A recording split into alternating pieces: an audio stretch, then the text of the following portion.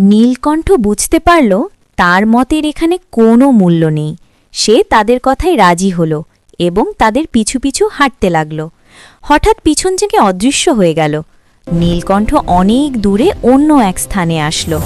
এখানে এসে নীলকণ্ঠ এক দরিদ্র কৃষকের রূপে আবির্ভূত হল। গ্রামের রাস্তা দিয়ে হেঁটে যাচ্ছে। বাংলাদেশে এখন নির্বাচন চলছে। নীলকণ্ঠ সামনেই একটা গ্রাম্য বাজার দেখতে পাচ্ছে। একদল লোক বাজারের রাস্তায় নির্বাচনী মিছিল দিচ্ছে। তাদের পায়জামা পাঞ্জাবি পরিহিত, মাথায় টুপি। তারা নির্বাচনী প্রচার করছে। কি বলছে বোঝা যাচ্ছে না। নীলকণ্ঠ সামনের দিকে এগিয়ে যাচ্ছে।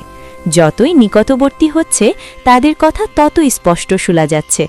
তারা বলছে, আমাদের মার্কা বেহেশতের টিকিট। যারা এই মার্কায় ভোট দিবেন তারাই বেহেশতের টিকিট পাবেন। একটা ভোট, একটা বেহেশতের টিকিট।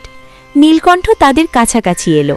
নীলকণ্ঠকে দেখেই তারা নীলকণ্ঠের দিকে এগিয়ে এলো এবং নীলকণ্ঠকে ঘিরে ধরল, সালাম দিল এবং একজন নীলকণ্ঠকে বলল, কি ব্যাপার এখানে? আসুন, আমাদের সাথে যোগ দিন। সালাম চাচা, ভোটটা কাকে দিবেন? এখনো বুঝতে পারছিনি বাবা, কাকে যে দেই। আমাদের দলকে ভোটটা দিয়েন, তাহলে আপনার দুইটি বড় কাজ হবে, ইহকাল ও পরকাল। আমাদের দলকে ভোট দেয়া মানেই বেহিশতের একটা টিকিট কিনা। জি আচ্ছা। ইহকালেও শান্তি, পরকালেও শান্তি। আমাদের দলকে ভোট দেয়া মানেই বেহেশতের একটা টিকিট কিনা। জি আচ্ছা। মনে থাকবে তো বাবাজি, একটা ভোট মানে একটা বেহেশতের টিকিট। জি আচ্ছা। তাদের একজন বলল, আমাদের দলকে ভোটটা দিয়েন, তাহলে আপনার দুইটি বড় কাজ হবে, ইহকাল ও পরকাল। ইহকালেও শান্তি, পরকালেও শান্তি। আমাদের দলকে ভোট দেয়া মানেই বেহেশতের একটা টিকিট কেনা। নীলকণ্ঠ আচ্ছা, জি, হ্যাঁ, হ্যাঁ বলে গেলেন। লোকগুলো সরে গেছে, অন্য লোকদেরকে বোঝাচ্ছে। নীলকণ্ঠ একা একটু চিন্তা করলেন এবং স্থির করলেন, পৃথিবীতে আর নয়। কৃষক নীলকণ্ঠ পাখির রূপ ধারণ করল এবং স্বর্গের উদ্দেশ্যে যাত্রা শুরু করল। কি সর্বনাশ! কত বড় বাটপর, স্বর্গ বিক্রি করে দিচ্ছে। পৃথিবীতে আর এক মুহূর্ত নয়। নীলকণ্ঠ পাখির রূপ নিতেই এক ঝলক আলো চারদিকে ছড়িয়ে পড়ল। গ্রামের বাজার, মিছিল, স্লোগান সবকিছু ধীরে ধীরে ঝাপসা হয়ে গেল। ডানা মেলে নীলকণ্ঠ আকাশের দিকে উঠতে লাগল। নিচে পৃথিবী ক্রমে ছোট হয়ে আসছে। লোভ, ভণ্ডামি, ভয় আর ভুল ব্যাখ্যার আকাশ পেরিয়ে, মেঘ পেরিয়ে সে পৌঁছালো এক অপার্থিব জগতে। সাদা আলোয় মোড়া সেই স্বর্গকাননে বসে আছেন দেবী। মুখে কঠোরতা নেই, চোখে গভীর করুণা।